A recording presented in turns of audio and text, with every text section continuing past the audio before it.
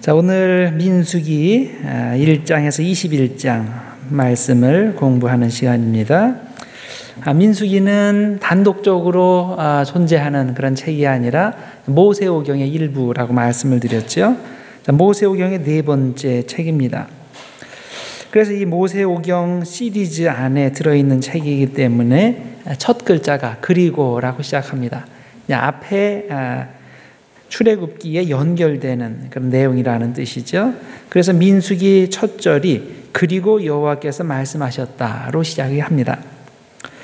자, 다음에 문학적 구조가 모세오경의 내적 연결성을 반영해 줍니다. 자, 창세기에서부터 신명기까지 쭉 간단하게 구조를 설명드리면 이렇습니다.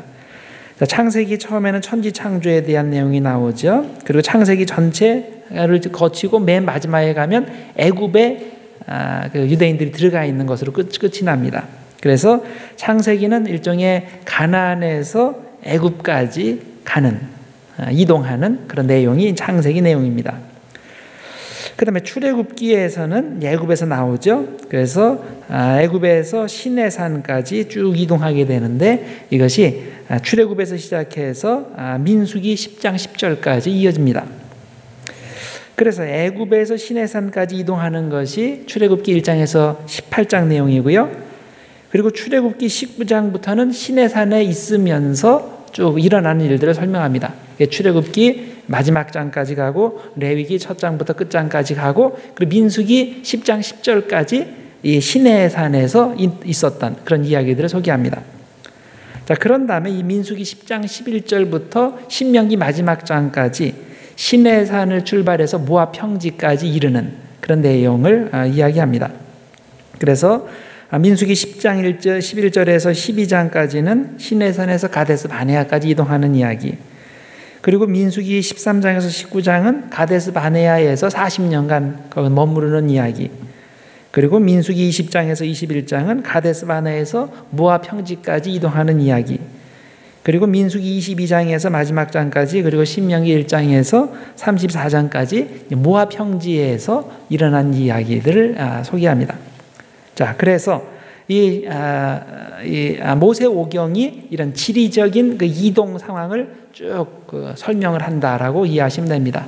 그래서 가나안에서 출발해서 이집트를 갔다가 시내산 갔다가 그다음에 모압 평지까지 이르러서 저 가나안 쪽으로 막 넘어가려고 하는 그 상황까지가 신명기 마지막 장입니다. 그래서 여러분들이 큰 지리적인 구도를 생각하면서 성경을 읽으시면 되겠습니다. 자, 민수기의 원래 히브리 이름은 베미드바입니다. 광야에서입니다. 베미드바, 광야에서. 자, 이 책의 이름을 베미드바, 광야에서라고 붙이는 것은 이 책의 중심 배경이 광야라는 뜻이죠. 또 중심 내용이 광야를 걷는 백성들 이야기라는 뜻입니다. 그런데 현재 우리가 사용하는 성경은 이 광야에서라는 이름 대신에 민수기라는 이름을 사용하죠. 자, 과거의 성경들을 쭉 조사해 보면 이게 언제부터 이제 시작이 되냐면 그리스어 번역본인 70인역부터 시작이 됩니다. 이 70인역은 알렉산드리아 지역에서 자기 모국어를 다 잃어버린 그 히브리 백성 2세, 3세들을 위해서 이제 그리스어로 번역을 한 성경인데 그때 처음으로 민수기라는 이름을 사용합니다. 그게 아리스모이라는 그런 이름으로 사용하는데 이건 아리스메릭 그 수학할 때 거기에 똑같은 단어예요. 수를 세다 그 뜻입니다. 그래서 이 70인역에서 아리스모이, 이 민수기라는 이름을 사용하고 그 다음에 이게 이제 그 기독교에서 이제 라틴어 성경 번역본을 만들면서 이게 불가타라 그러죠. 불가타를 사용하면서 거기에서 이 민수기라는 이름, 그 아리스모이를 누메리라는 단어로 번역해서 사용합니다. 넘버죠. 이것을 영어에서는 이제 numbers라고 이제 번역해서 사용합니다. 자, 그렇게 해서 이 히브리어 성경에서만 광야에서 베미드바라는 이름을 사용하고 나머지 그 그리스어 번역이라든가 이 세상에 존재하는 그 후에 모든 성경에서는 민수기라는 그런 이름을 사용했습니다. 자, 이 이름을 사용한 이유는 이 책의 중심 뼈대가 백성들의 수를 세는 것이라고 이해했기 때문입니다. 즉 처음 1장에서 4장 사이에서는 이스라엘이 광야 길을 갈 때 대적들이 생길 텐데 그들을 효과적으로 무찌르기 위해서 인구조사를 해야 되고 또 진을 구성해야 되고 행군 순서를 정해야 되고 이런 식의 군대 조직을 위한 목적으로 숫자를 세운 겁니다. 그리고 나서 26장에 가서 다시 한번 인구조사를 시행하게 되는데 이때는 앞으로 가나안에 들어가게 되면 땅을 지파별로 배분을 해야 되는데 어느 지파가 더 많고 어느 지파가 더 적은지 이걸 알아야 되지 않습니까? 그래서 땅 배분용으로 26장에서는 인구조사를 다시 한번 시행하게 됩니다. 그래서 이렇게 처음과 민수기 20장에서 26장에서 인구조사가 2번 있었다. 그렇게 이해하시면 됩니다. 민수기의 여러 가지 중요한 주제들이 반복되어 나옵니다. 그 중에서 단연 눈에 띄는 것이 불평에 대한 겁니다. 민수기를 읽어볼 때 사람들이 불평하는 이야기가 참으로 많이 나옵니다. 특히 먹는 음식과 마시는 물 때문에 불평하는 일들이 반복되어 나옵니다. 광야의 백성들은 불평의 영에 사로잡혀 있는 것 같습니다. 그들은 하나님께서 얼마나 큰 복을 주셨는지 이것에 대해서는 완전히 까먹고 불평만 합니다. 광야 시대에 그들은 다른 백성들이 전혀 경험해 보지 못한 그런 구름 기둥과 불 기둥을 경험한 사람들입니다. 강한 이집트 군대를 물리친 일도 경험했고 또 홍해가 갈라지는 기적도 경험했고 그 밖에 수많은 기적들을 경험했습니다. 그러나 그들은 그런 것들은 까맣게 잊어버리고 현재 한 가지 자기들이 가지고 있지 않은 것을 가지고서 실망하고 불평하고 투덜대고 있습니다. 그들은 뭐가 그렇게 불만입니까? 하나님께서 그들이 만족할 만큼 그렇게 편안하게 인도하시지 않는다는 것이 그들의 불만인 겁니다. 출애굽한 이스라엘 백성이 불평을 시작한 것은 광야에 들어와서 한참 지난 후에 이 경험도 해보고 저 경험도 해보고 그러고 나서 시작한 것이 아닙니다.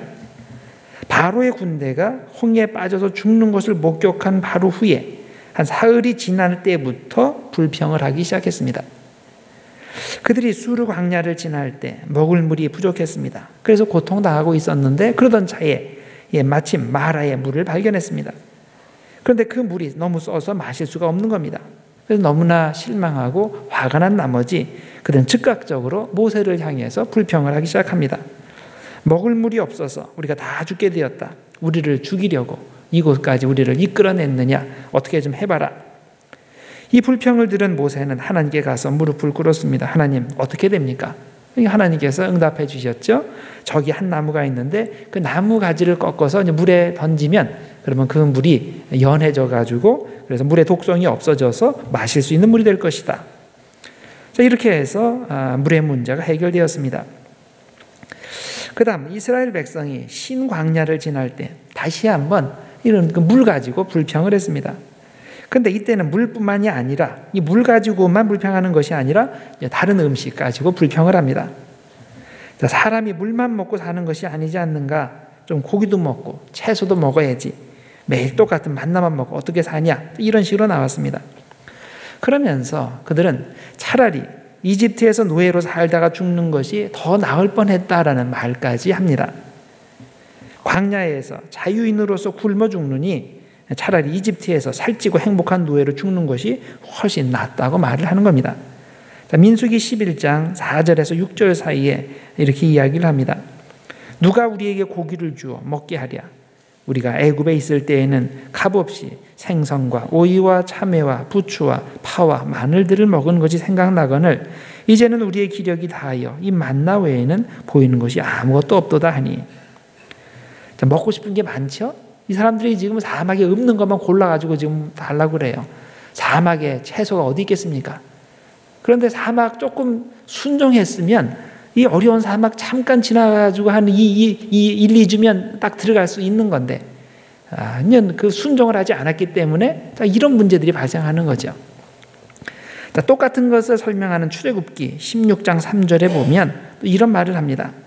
이스라엘 자손이 그들에게 이르되 우리가 애굽 땅에서 고기가마 곁에 앉아있던 때와 떡을 배불리 먹던 때에 여호와의 손에 죽었더라면 좋았을 것을 너희가 이 광야로 우리를 인도해내어 이 온 회중이 줄여 죽게 하는도다. 자, 모세가 이 말을 들었을 때 얼마나 기가 찼겠습니까? 어떻게 해서 이스라엘 백성을 지금 이렇게 해방시켜 주었는데 배은망덕하게 조금 힘들다고 이런 심한 말까지 해?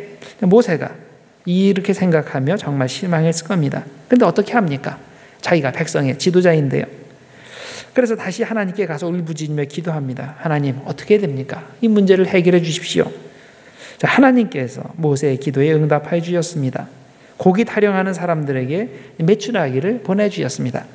그래서 아침에 만나를 먹게 해주시는 것에 더해서 이제는 저녁에 메추라기 고기를 마음껏 먹게 해주셨습니다. 자, 한동안은 이스라엘 백성이 만나와 메추라기를 먹으면서 너무나 좋아했습니다. 좀 불평을 늘어놓으니까 떡도 나오고 고기도 나오네. 실컷 먹어보자.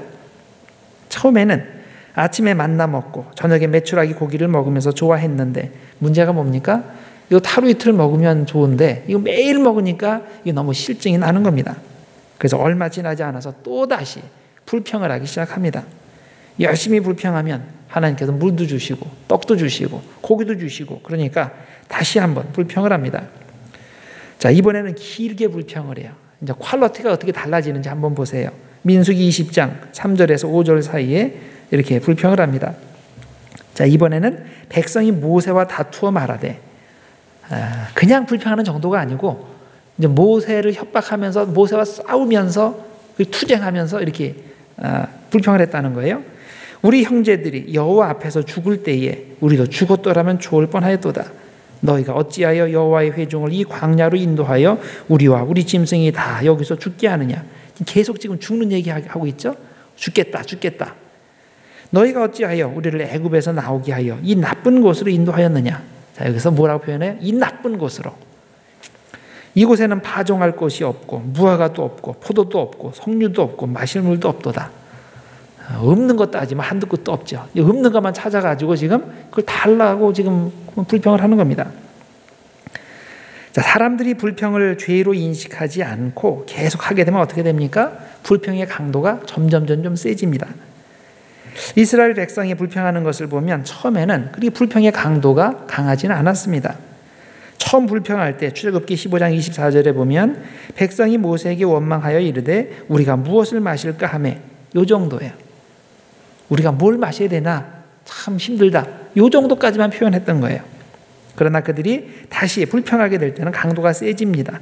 민수기 11장 4절 이하에 가보면 누가 우리에게 고기를 주어 먹게 하랴.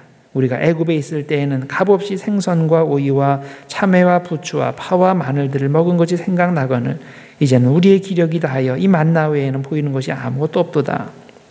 자, 불평의 내용도 많아지고 강도도 세지고 심지어는 하나님께서 이스라엘을 자유인으로 만들어주신 것까지 불평을 합니다.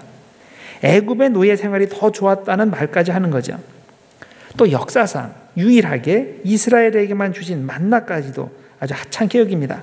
고작 이 만나 외에는 보이는 것이 아무것도 없도다. 이런 말을 합니다.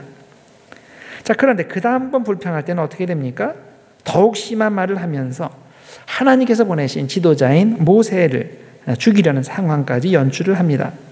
그래서 민수기 20장 3절과 5절에 보면 백성이 모세와 다투어 말하여 이르되 자, 이제는 다투어 말하여 이릅니다. 그리고 쭉 모았고 그런 얘기를 쭉 하게 되죠. 자, 같은 내용을 말하는 출애굽기 17장 4절에서는 이렇게 이야기합니다. 모세가 여호와께 부르짖어 이르되 내가 이 백성에게 어떻게 하리이까? 그들이 조금 있으면 내게 돌을 던지겠나이다. 지금 상황이 이런 거예요.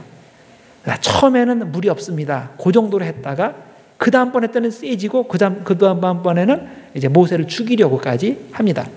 결국 나중에 이 불평이 점점 세져가지고 모세와 하나님에 대항해서 사람들이 반란을 일으키죠. 그래서 이제 모세를 정말 죽이려고까지 했습니다.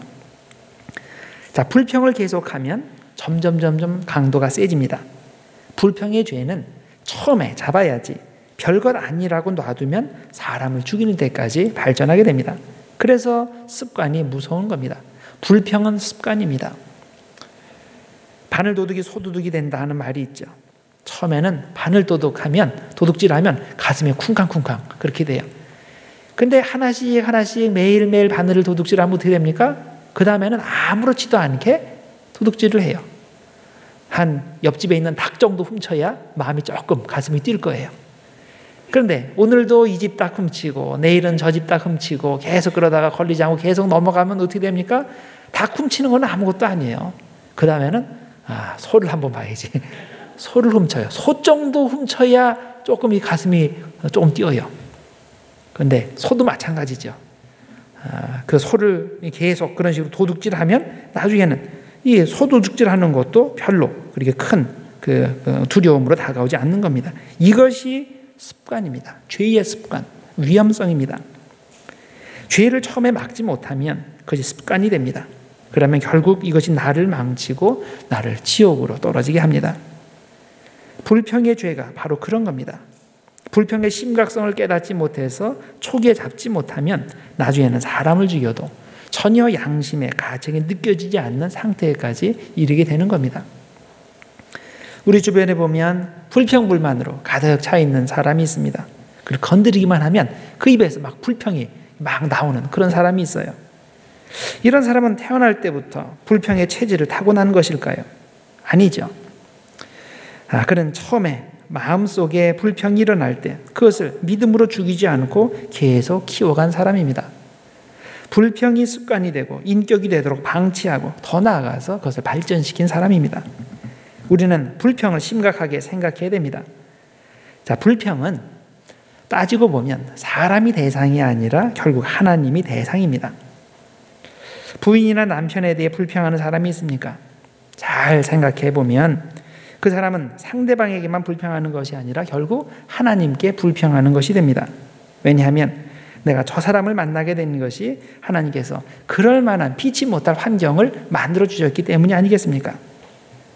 성도들 사이에도 미운 사람이 생길 수 있습니다. 자, 그럴 때 정말 조심해야 됩니다. 그 사람에 대해 함부로 불평하는 것은 결국 하나님께 불평하는 것이 되기 때문입니다. 한번 생각해 보세요.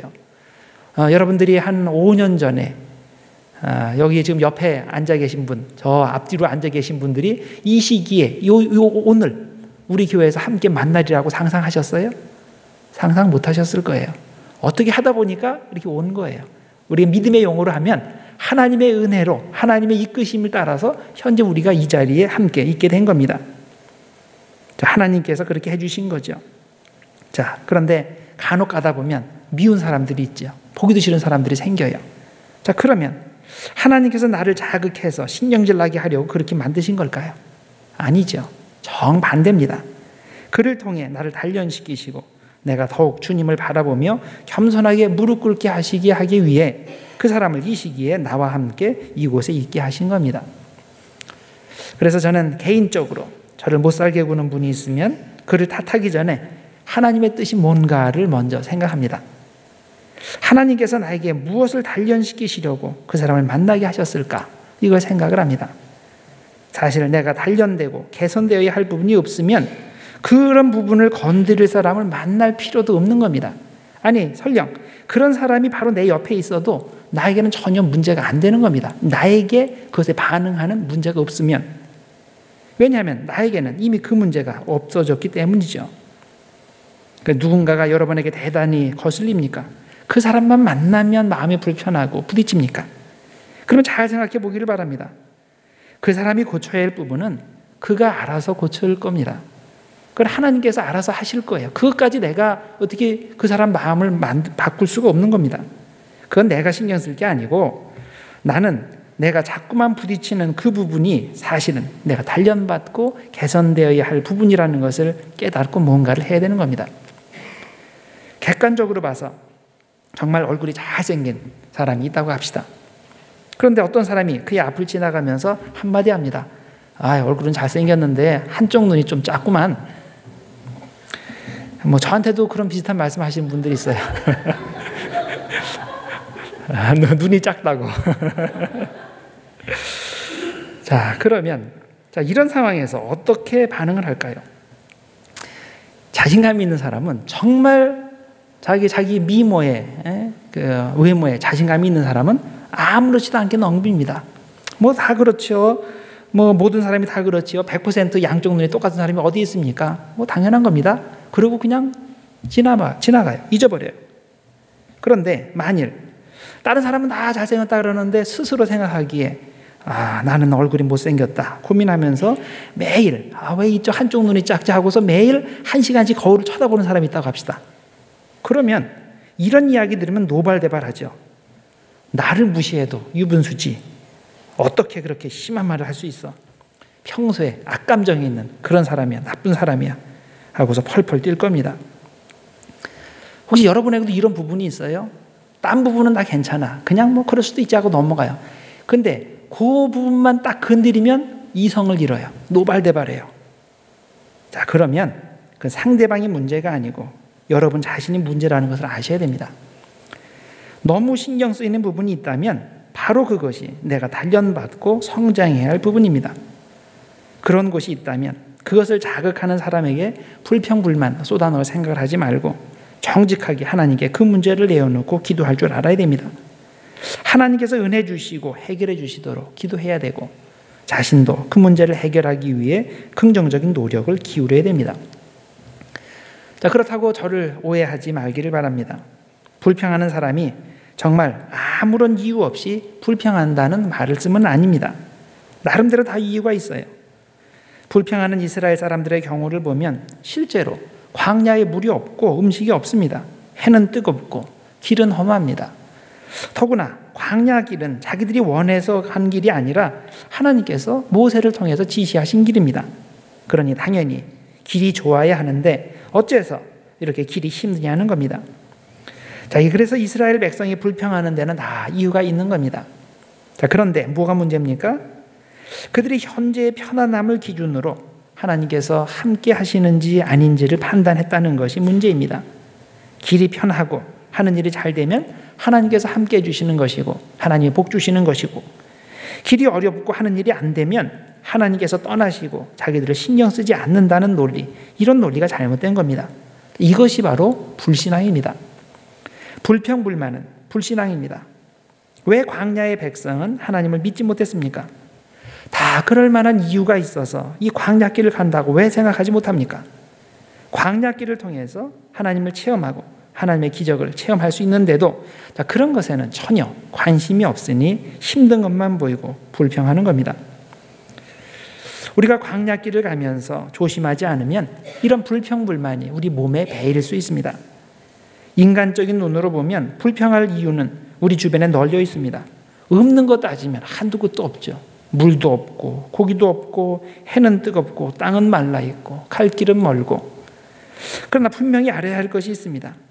가는 길이 힘들수록 하나님께서는 나에게 더욱 가까이 계시다는 사실입니다. 세상적으로 불평거리가 많으면 많을수록 하나님의 기적을 더 많이, 더 가까이에서 체험할 수 있는 겁니다. 믿음의 눈을 열어서 하나님을 바라보아야 됩니다. 자, 그럴 때 불평 대신에 감사할 수 있습니다. 민수기 13장에 보면 이스라엘의 대표 12명이 하나님께서 주시기로 약속한 가나안 땅을 정탐하는 이야기가 나옵니다. 자, 이들이 가나안 땅을 정탐하고 돌아올 때 에스골 골짜기에서 포도송이 하나가 달린 가지를 두 사람이 막대기에 꿰고 어깨에 메고 돌아오게 됩니다. 자, 하나님께서 젖과 꿀이 흐르는 땅이라고 말씀하신 대로 정말 그 지역은 비옥한 땅입니다. 자, 포도송이가 얼마나 컸으면 그 두 사람이 함께 운반해 했을까요? 자, 그런데 그들이 그곳에서 본 것이 이런 풍성한 과일들, 그런 그 소출들 뿐만이 아니었죠. 그들은 그곳에서 거대한 아낙 자손을 보았습니다. 자, 그리고 나서 그 이스라엘 백성들 앞에서 이렇게 보고를 합니다. 민수기 13장 31절에서 33절 내용입니다. 자, 뭐라고 보고하냐면 우리는 능히 올라가서 그 백성을 치지 못하리라. 그들은 우리보다 강하니라 하고 이스라엘 자손 앞에서 그 정탐한 땅을 악평하여 이르되, 저기 악평했다라고 그랬죠. 우리가 두루 다니며 정탐한 땅은 그 거주민을 삼키는 땅이요, 거기서 본 모든 백성은 신장이 장대한 자들이며 거기서 네피림 후손인 아낙 자손의 거인들을 보았나니 우리는 스스로 보기에도 메뚜기 같으니 그들이 보기에도 그와 같았을 것이니라. 자, 그들은 거인이고 우리는 메뚜기다. 자, 이렇게 이야기를 할 때 이 말을 들은 백성들 당연히 울고불고 난리가 났죠. 이제 죽게 됐다고 난리를 폈습니다. 왜 하나님이 이 고생시켜서 우리를 광야로 내보내고 또 여기까지 데리고 오셨나? 처음부터 애굽에서 구해내시지나 말지. 아니면 광야 생활 초기에 우리를 죽이시든지 하지. 왜 우리를 한참 고생시키시고 나서 여기서 또 우리를 죽이려고 하시나. 울고불고 난리가 났습니다. 이들의 문제가 뭡니까? 하나님께서 복 주시는 방법이 하나가 아니라 다양하다는 걸 모르는 겁니다. 하나님은 때로는 고난의 형태로 복을 주시는데 이들은 이것을 보는 영의 눈이 없는 겁니다. 그들은 고난 속에 담긴 하나님의 복을 보지 못했기 때문에 불평의 죄, 불순종의 죄를 저지른 겁니다. 하나님께서 우리에게 복을 주실 때 때로는 우리 앞에 거인을 세워놓으신다는 것을 아십니까? 하나님께서는 심각한 고민거리와 어려움을 통해서 복을 주실 때가 있습니다. 왜 그렇게 하십니까? 우리가 세상 조건들을 의지하지 말고 하나님만을 의지하라고 그런 레슨을 주시기 위해서입니다. 우리는 이것을 이해하는 영적 통찰력이 있어야 됩니다. 고난을 통해서도 하나님은 은혜 주시고 복 주신다는 것을 깨달아야 광야의 삶 가운데서 하나님께 순종할 수 있습니다. 누가복음 1장에 보면 천사 가브리엘이 마리아에게 예수님의 탄생을 예고하는 장면이 나옵니다. 가브리엘은 마리아가 동정녀의 몸으로 아들을 낳게 된다는 것을 은혜라고 부르고 있습니다. 그래서 누가복음 1장 28절에 이렇게 말씀합니다. 천사가 그에게 들어가 이르되 은혜를 받은 자여 평안할지어다 주께서 너와 함께 하시도다. 1장 30절 천사가 이르되 마리아여 무서워하지 말라 내가 하나님께 은혜를 입었느니라. 자, 우리에게 의문이 생깁니다.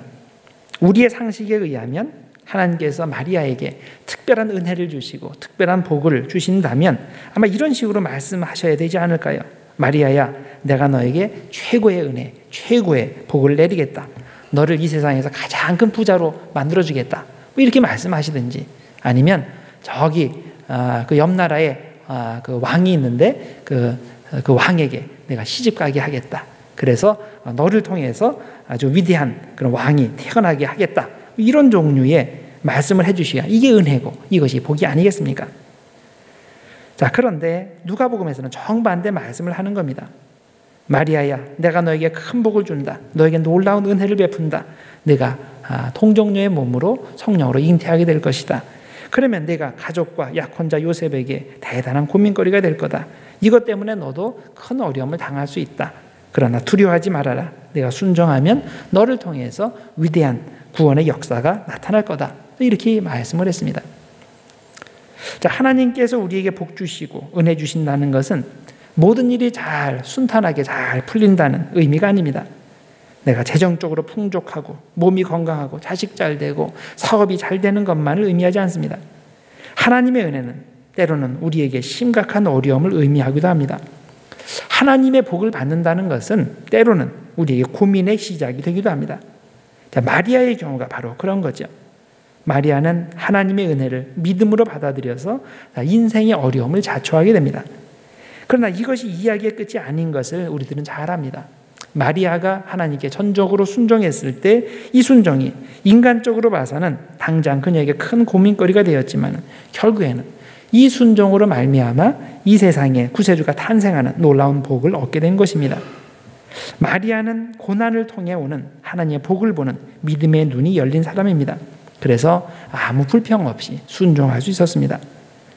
그래서 믿음의 눈을 가진 사람에게는 모든 것이 하나님의 은혜고 모든 것이 하나님의 복입니다. 인생의 편안함은 가시적인 복이요 인생의 고난은 가장된 복인 겁니다. 어느 경우에도 불평불만이 자리 잡을 여지가 없습니다. 그래서 우리가 민수기를 읽을 때에 이렇게 반복해서 백성들이 불평하는 것을 볼 때 우리 자신의 그 불평의 습관을 볼 줄 알아야 됩니다. 그리고 이것을 극복하기 위해서 믿음의 눈을 가져야 됩니다. 하나님의 섭리를 믿어야 되고 그 가운데 하나님께서 그것을 통해서도 복을 주시고 은혜 주신다는 것을 우리들이 바라볼 줄 알아야 됩니다. 자, 그 다음에 민수기에서 우리들이 또 한 가지 주목할 특별한 것은 노뱀에 대해서입니다. 민수기 21장에 가면 이스라엘 백성들이 또다시 하나님께 불평을 늘어놓다가 불뱀에 물린 사건을 다루고 있습니다. 자, 이들이 이렇게 불평하게 될 때 이것이 처음이 아닌 거죠. 벌써 몇 번에 걸쳐서 이들은 계속 불평을 했습니다.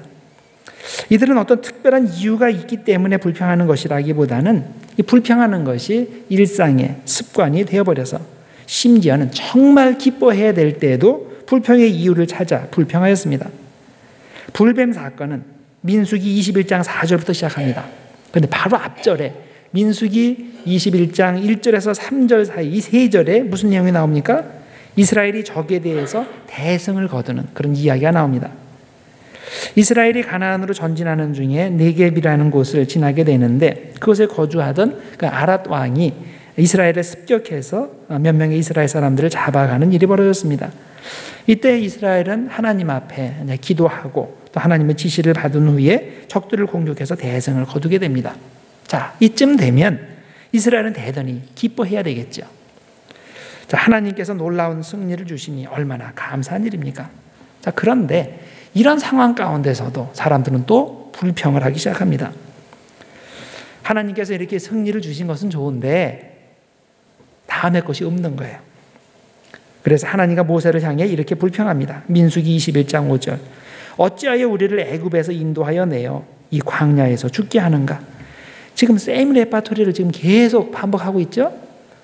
이곳에는 먹을 것도 없고 물도 없도다. 우리 마음이 하찮은 음식을 싫어하노라 하매.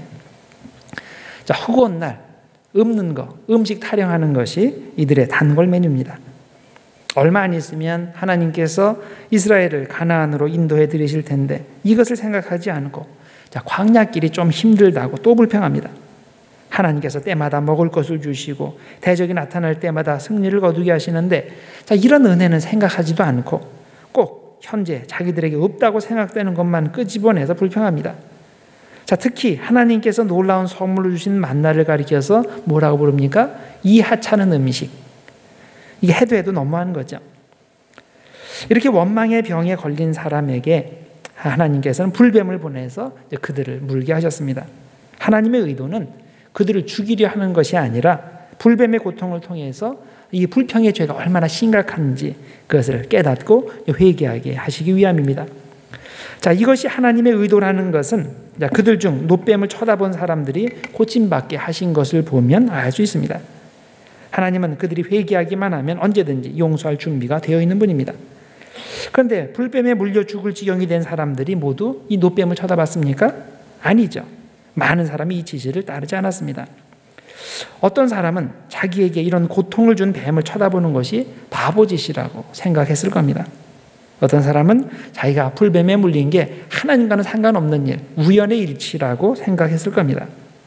그러나 자신의 고질병인 불순종을 회개하고 또 믿음으로 놋뱀을 쳐다본 사람은 모두 고침받고 다시 사는 은혜를 체험했습니다.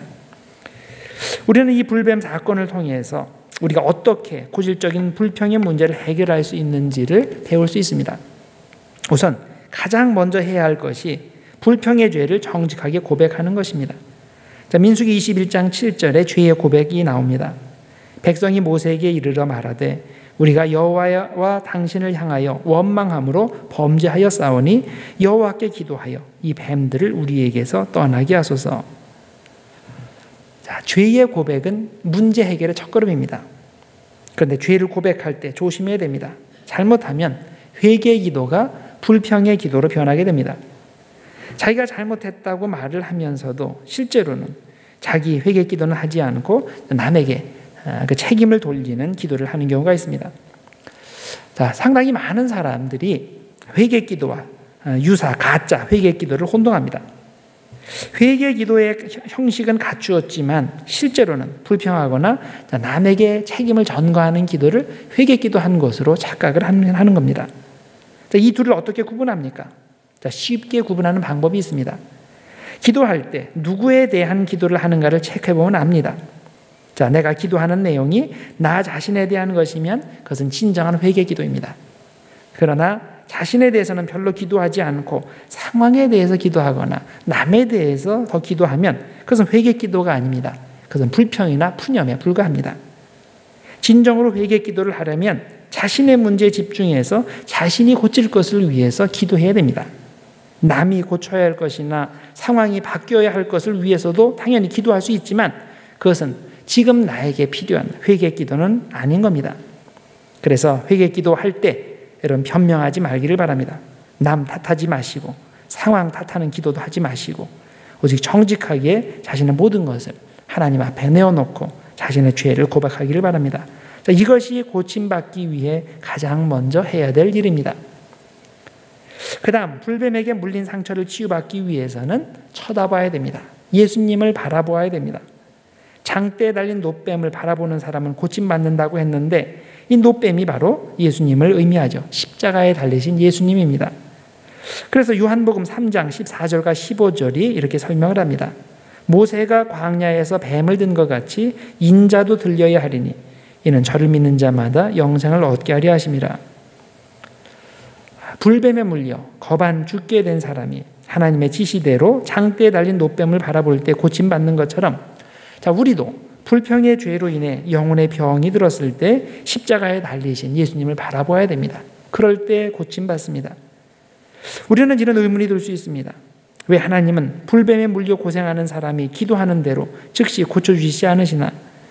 자, 그들의 기대대로, 그들이 기대하는 방법대로 고쳐주시지 않고 왜 그 많은 방법들 중에 장대에 그 놋뱀, 즉 그리스도를 쳐다보라고 하시는가?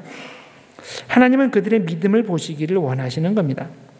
그들 스스로 믿음의 눈을 들어서 위를 쳐다볼 때 그 믿음을 통해 고침받는다는 것을 가르치시기 위해서 놋뱀의 방법을 사용하신 겁니다.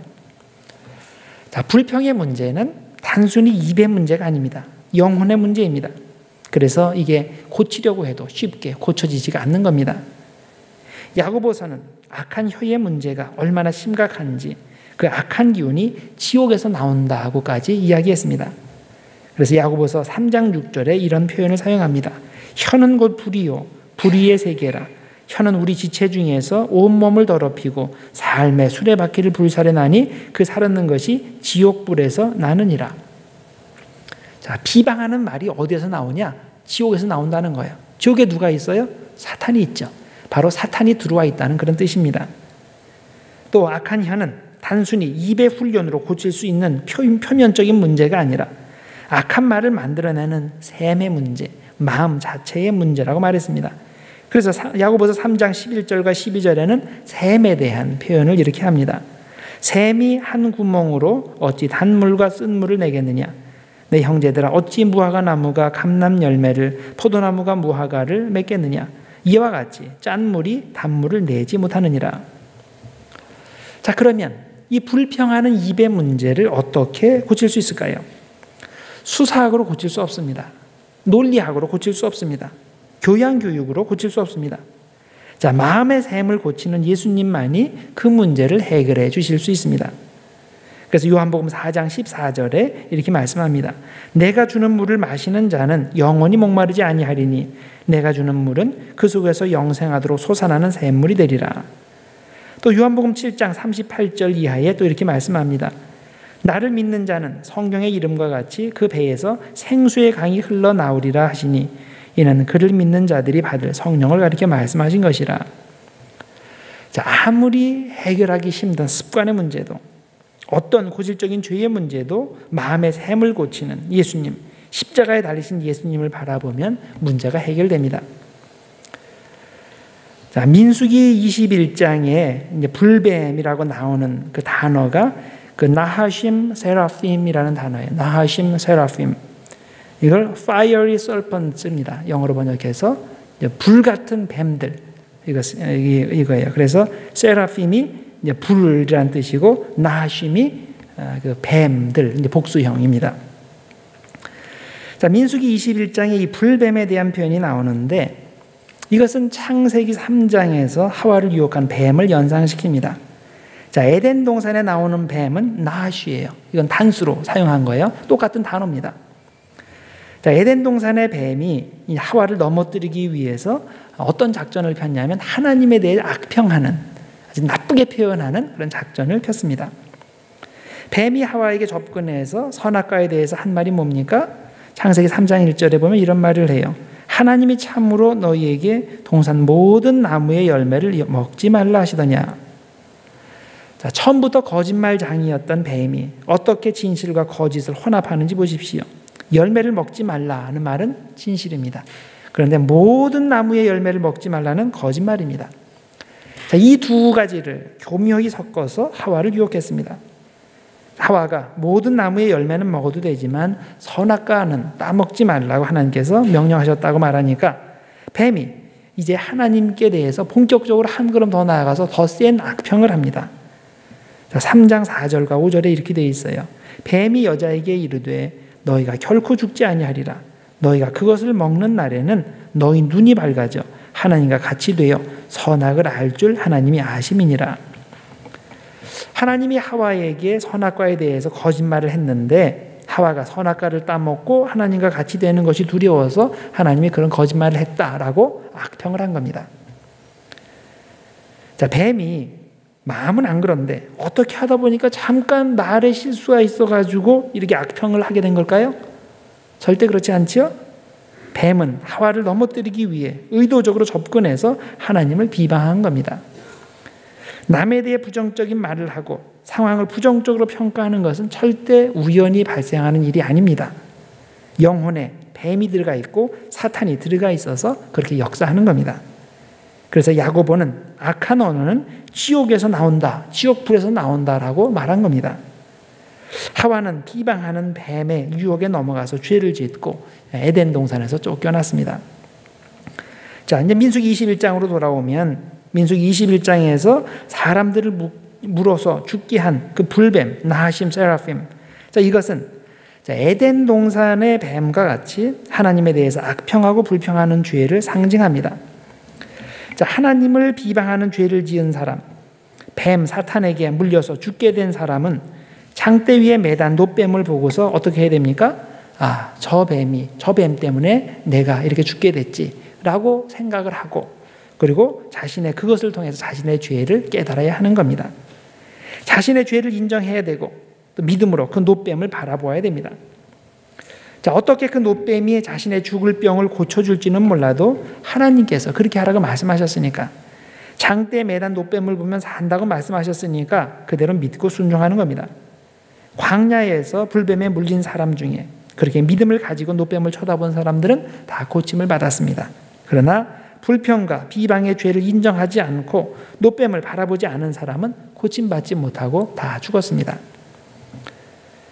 자, 그 다음에 이 불뱀이 또 다른 데 나오는 것이 이사야서 6장입니다. 이사야 6장에 보면 또 불뱀이 등장하는데 바로 성전의 스랍들입니다.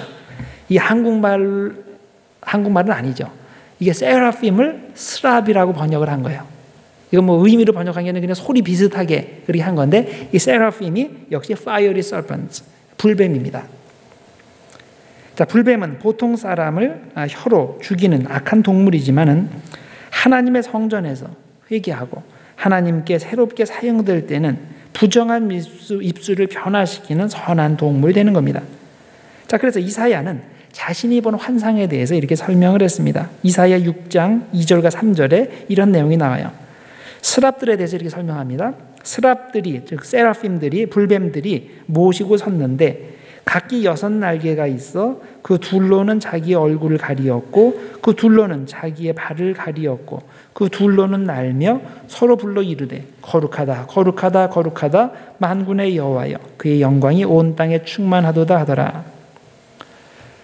자, 불뱀의 모습을 한 스랍들을 보고 이사야가 한탄을 하죠. 자기는 입술이 부정한 사람이고, 그리고 부정한 상태로 하나님을 보았기 때문에 나는 죽은 목숨이다 라고 이제 슬퍼하는데, 그때 스랍, 즉 불뱀 중에 하나가 제단에서 뜨거운 숯을 가지고 날아와서 이사야의 입을 찢었습니다.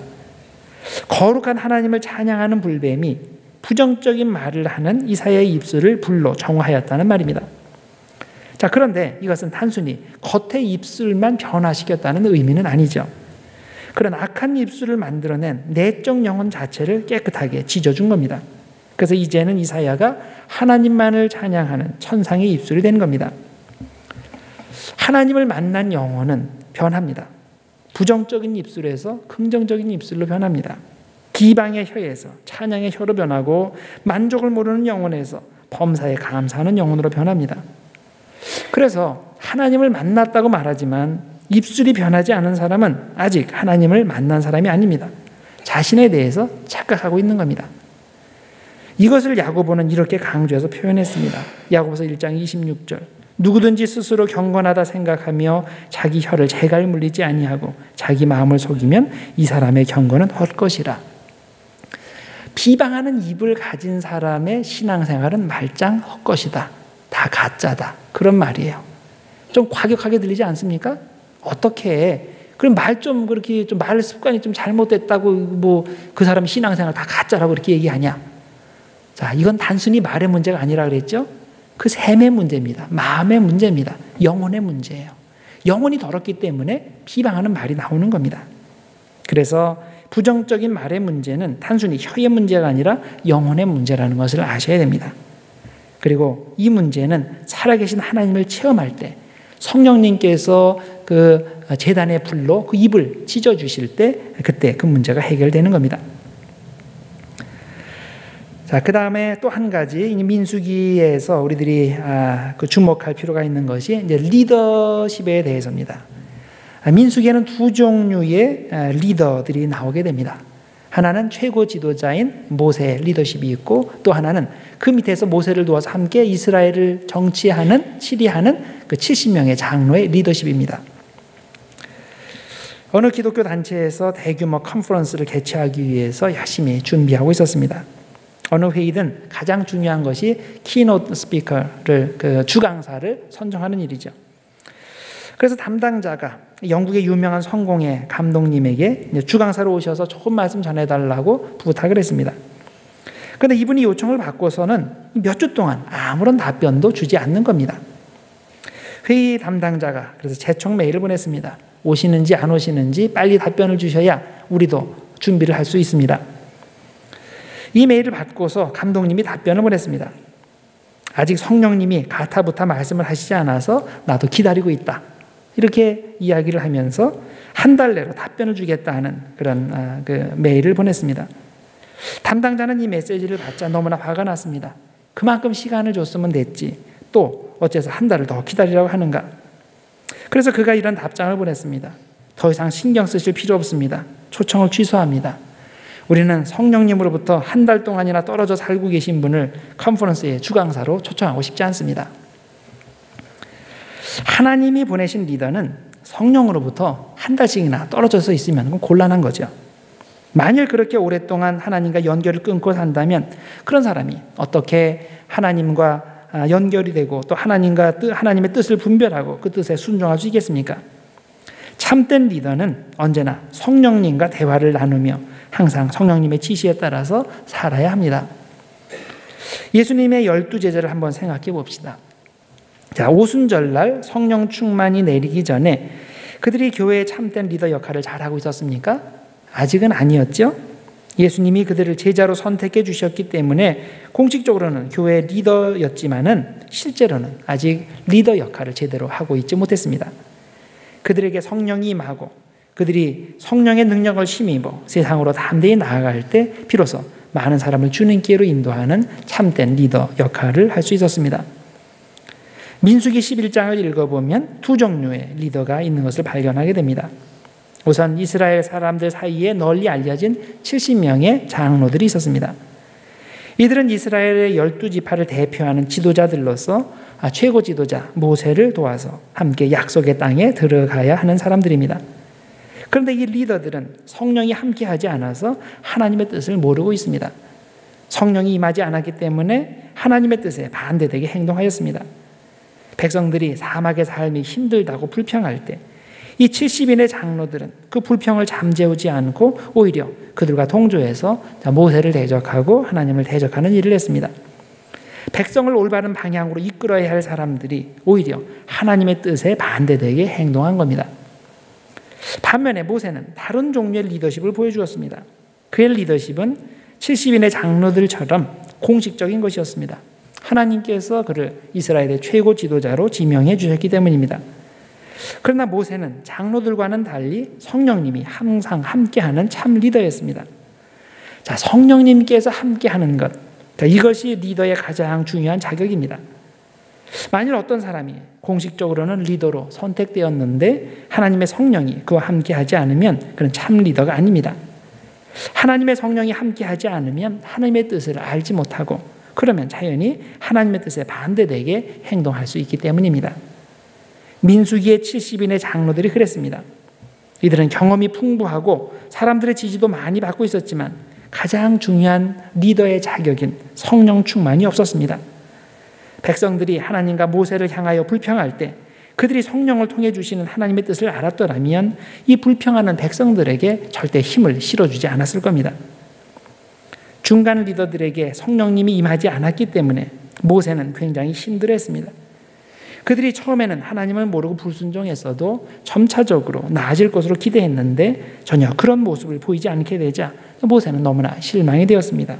더구나 백성들이 철없이 불평할 때 그들의 불평을 잠재우고 함께 하나님이 지정하신 가나안 땅으로 협력해야 될 그런 사람들이 실제로는 아무 긍정적인 역할도 하지 않고 그뿐 아니라 불평하는 사람들과 함께 모세와 하나님에 대항하게 될 때 모세는 너무나 그것 때문에 큰 심적 고통을 느꼈습니다. 백성이 불평할 때 죽고 사는 문제를 가지고 불평하지 않았죠. 그들은 단순히 먹는 걸 가지고 불평했습니다. 식단에 고기가 없다고 불평했습니다. 민수기 11장 4절 이하에 이렇게 불평한 내용이 나오죠. 누가 우리에게 고기를 주어 먹게 하랴. 우리가 애굽에 있을 때에는 값없이 생선과 오이와 참외와 부추와 파와 마늘들을 먹은 것이 생각나거늘 이제는 우리의 기력이 다하여 이 만나 외에는 보이는 것이 아무것도 없도다. 우리가 너무나 못 먹어서 영양실조 걸리겠으니 좀 먹을 걸 달라는 말이 아닙니다. 현재 먹는 것으로는 재미가 없으니까 좀 색다른 거, 입맛을 돋우는 맛있는 음식을 달라는 겁니다.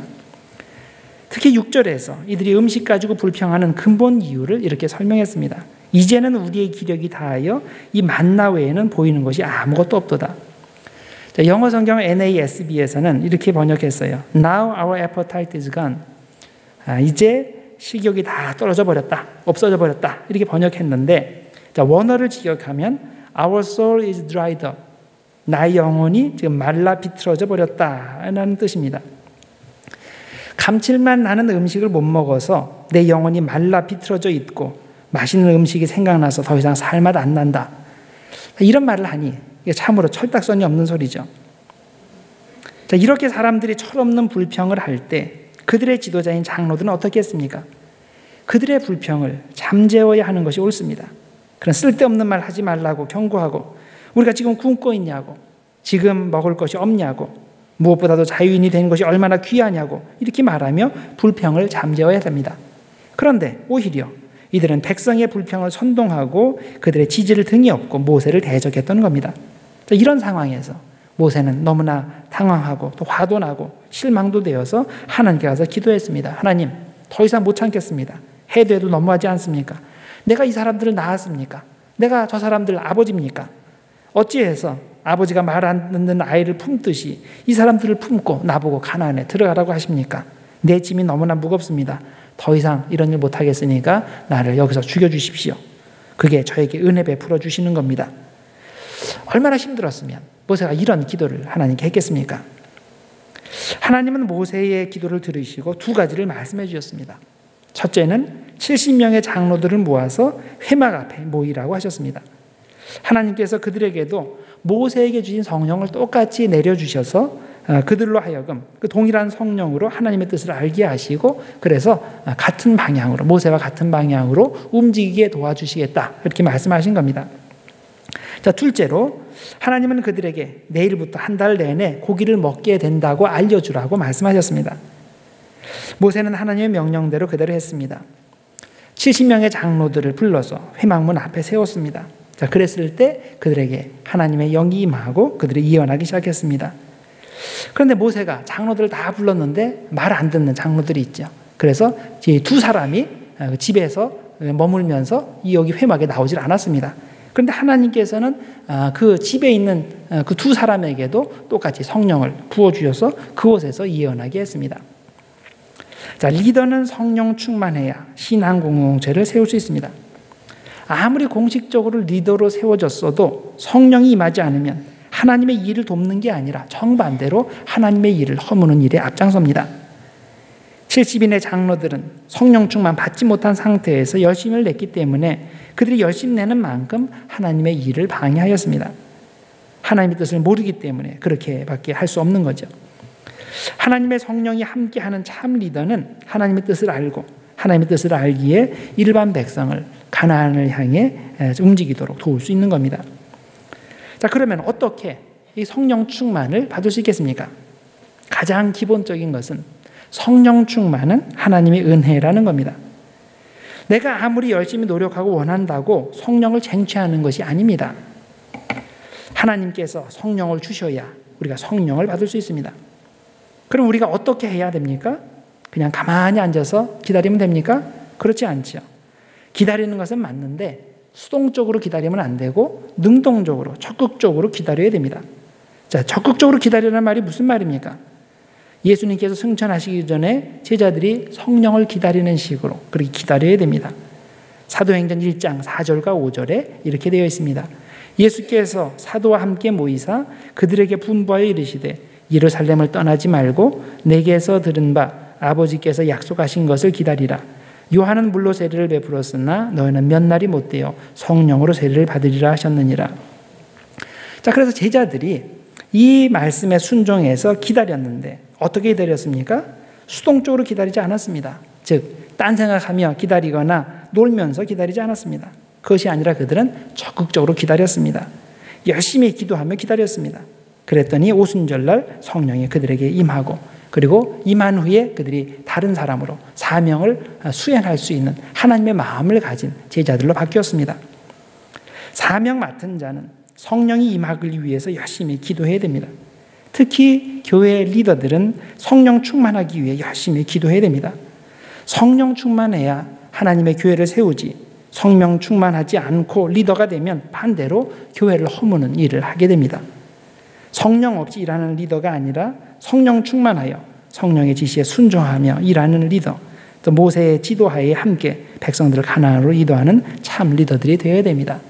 그리고 이것은 단순히 어떤 높은 자리에 있는 아주 많은 큰 책임을 진 그런 사람들만 해당하는 것이 아닙니다. 우리 모두는 하나님의 사명을 맡은 사람들입니다. 우리가 성령 충만하지 않으면, 성령님께서 우리와 함께 하시지 않으면 우리가 열심 낼 때 자기 마음대로 열심 냅니다. 그러면 하나님의 뜻에 반대되게 갈 때가 많습니다. 내가 성령 충만하고 성령의 지시를 받을 때 우리가 하나님께서 원하시는 방향으로 움직일 수 있습니다. 그래서 하나님께서 우리에게 다양한 상황에서 다양한 여러 가지 사명을 맡겨주셨는데 그 사명을 온전히 감당하기 위해서 가장 중요한 것이 성령이 함께 하시는 겁니다. 나의 능력도 중요합니다. 내가 인간관계도 중요합니다. 여러 가지 해야 될 거 잘하는 것도 중요합니다. 그런데 가장 중요한 것, 성령님께서 함께 하시는 것이 없으면 다 헛겁니다. 그래서 여러분들 무엇보다도 하나님께서 함께 하시고 성령님께서 함께 하시기를 위해서 기도하시고 또 그것을 통해서 하나님의 뜻을 분별하고 하나님의 뜻대로 우리 교회를 세우고 또 하나님의 나라를 세워가는 우리 모두가 되기를 주님의 이름으로 축원합니다. 기도하겠습니다. 하나님 아버지 감사합니다. 하나님께서 오늘 민수기서 말씀을 통해서 우리에게 교훈하여 주심을 감사합니다. 하나님, 민수기서의 백성들이 끝없이 불평한 것이 우리의 문제이기도 합니다. 하나님, 우리의 고질병을 하나님께서 고쳐주시고 또 십자가에 달리신 그 노뱀, 그 예수님을 바라볼 때에 우리의 문제가 해결되는 그런 기적을 체험할 수 있도록 좀 축복하여 주시옵소서. 무엇보다도 우리에게 여러 가지 사명을 맡겨주셨는데 하나님, 우리가 사명 잘 감당하도록 항상 성령님께서 임하여 주시고 우리가 내 마음대로 사역 감당하는 것이 아니라 성령님의 뜻대로 사역 감당함으로 하나님 나라를 세우는 데 기묘히 사용되는 우리 모두가 될 수 있도록 하나님 축복하여 주시옵소서. 예수님의 이름으로 기도드리옵나이다. 아멘.